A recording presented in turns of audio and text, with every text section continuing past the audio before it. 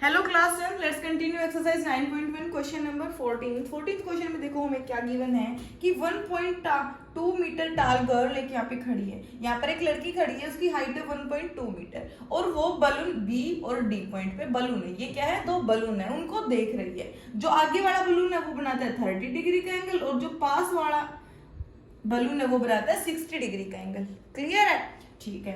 अब हमें क्या करना है कि 1.2 मीटर और जो सरफेस है ना, ये है हमारा सरफेस। इस सरफेस से लेके बलून तक की डिस्टेंस है 88.2 मीटर और यहाँ तक की डिस्टेंस 1.2 है ना। यहाँ तक की डिस्टेंस क्या है? 1.2।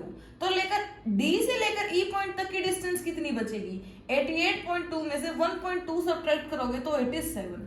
ठीक है, ये पूरी क्या है? 88.2 है, इसमें से 1.2 माइनस कर दो तो ये वाली डिस्टेंस बचेगी हमारे पास 87। तो हमें क्या निकालना है? दोनों बलून्स के बीच की डिस्टेंस हमें निकालना है। सी से लेके ई तक की डिस्टेंस निकालनी है। क्लियर? इसके लिए हमें क्या करना होगा? देखो, सबसे पहले तो मैं इस वाली ट्राइंगल में इन ट्राइंगल ए बी सी एक सेकेंड,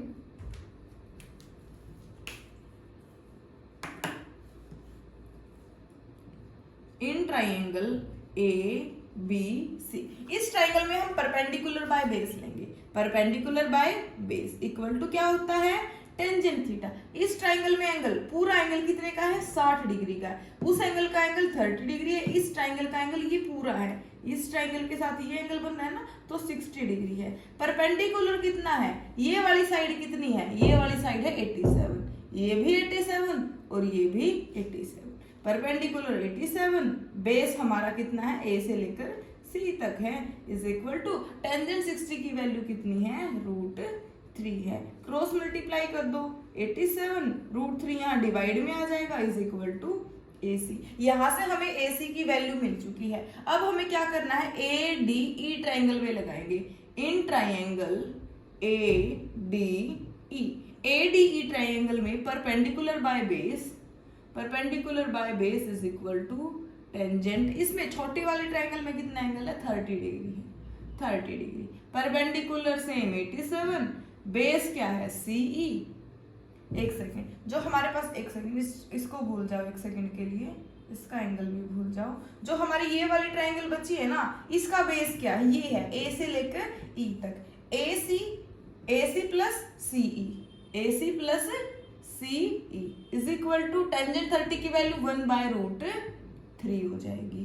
क्रॉस मल्टीप्लाई कर दूं, 87 √3 is equal to AC plus CE।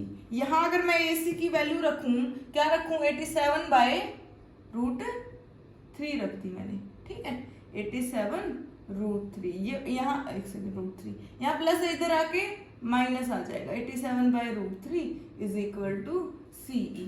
अब दोनों में 87 है तो मैं 87 कॉमन निकाल लूंगी।